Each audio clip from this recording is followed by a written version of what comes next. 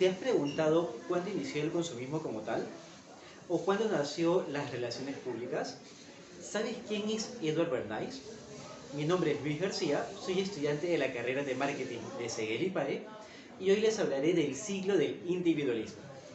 El ciclo del individualismo es un documental que en su primer capítulo nos cuenta cómo Edward Bernays utiliza las teorías de Freud para tratar de controlar a la peligrosa multitud en una democracia de masas.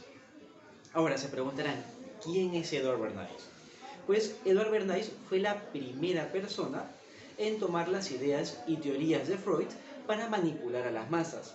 Esto fue aprovechado en su tiempo, estamos hablando de aproximadamente 1920, tanto por grandes empresas, así como también por políticos de la época. Ahora, si revisamos un poco lo que es la historia, Edward Bernays, a sus 26 años aproximadamente, participó en una exitosa campaña publicitaria militar para la intervención de Estados Unidos en la Primera Guerra Mundial. Como resultado, el presidente Wilson era visto por las masas europeas como un héroe libertador, y todo esto gracias a la propaganda que hizo Bernays. Ello le llevó a preguntarse, ¿será posible lograr semejante persuasión masiva pero en tiempos de paz? Con millones de personas concentradas en grandes ciudades, Bernays se había propuesto encontrar el modo de manejar y modificar la forma en que las nuevas masas pensaban y sentían. Para ello, acudió a los escritos de su tío Sigmund Freud. No les había comentado, pero Edward Bernays es sobrino de Sigmund Freud. El primer libro que revisó fue Introducción al psicoanálisis, el cual nos habla de las fuerzas irracionales dentro de los seres humanos. Así como te llamó la atención a ti también ese nombre, pues a él también le llamó la atención, fuerzas irracionales. ¿No? Bueno, ya con esta información, ya con esta data, Bernays se preguntó, ¿podría hacer dinero manipulando el subconsciente? ¿Ustedes qué creen? Pues la verdad es que sí pudo, y ese es el motivo del documental, así como también de este video. Antes de continuar, permítanme comentarles que en ese tiempo, no estamos hablando de 1920, la palabra propaganda era muy mal vista. Y es que esa palabra era muy utilizada por los alemanes. Entonces es ahí donde nace la profesión de consejero de relaciones públicas. Entonces, podemos decir que Edward Bernays fue el padre de las relaciones públicas.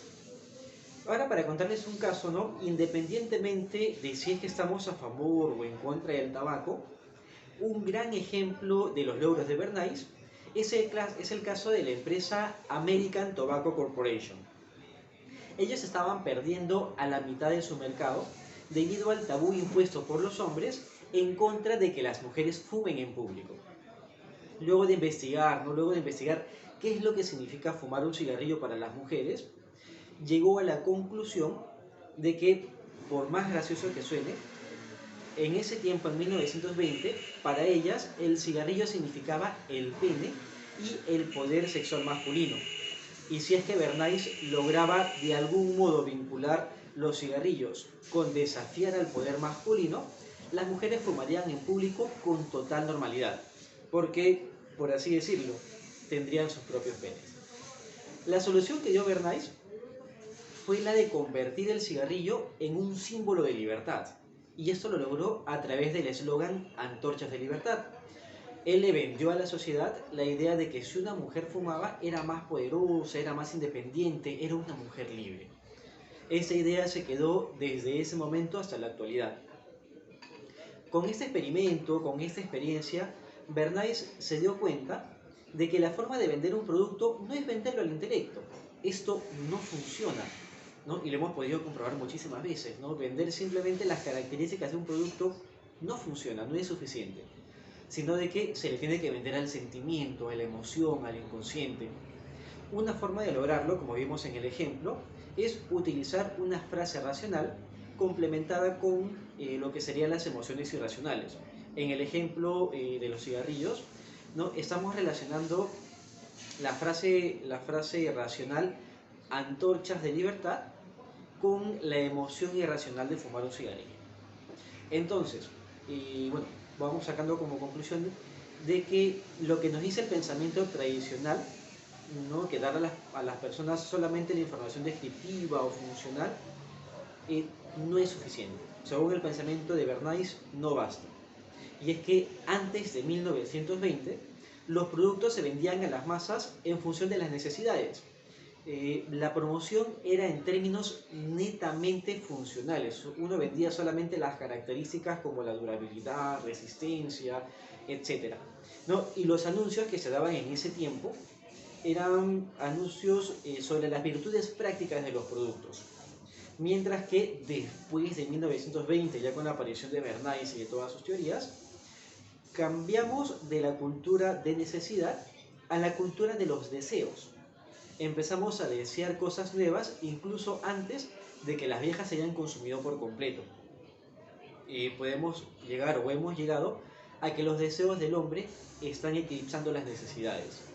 Por ejemplo, cuando compras un automóvil, no lo compras por la idea de que te vas a sentir mejor. Perdón, cuando compras un automóvil, lo que compras no es el automóvil como tal, sino compras la idea de que te vas a sentir mejor si tienes el automóvil. No es que pienses que necesites una prenda, sino que te sientes mejor si tienes una prenda. Entonces, en conclusión, es posible persuadir a la gente de comportarse irracionalmente, vinculando productos con sus deseos y sus sentimientos emocionales. Queda, por ejemplo, la frase de que satisfaciendo los deseos egoístas de la gente, se les hace más felices. Y si son más felices, por lo tanto son más dóciles. Ese fue el inicio del yo consumista, que es el que domina nuestro mundo actual. ¿Aún crees que sabes por qué motivo compras todo lo que compras? ¿Aún crees que la decisión es solo tuya? ¿O tal vez te han direccionado mediante alguna campaña de publicidad? Lo dejo para que lo pienses. Hasta la próxima.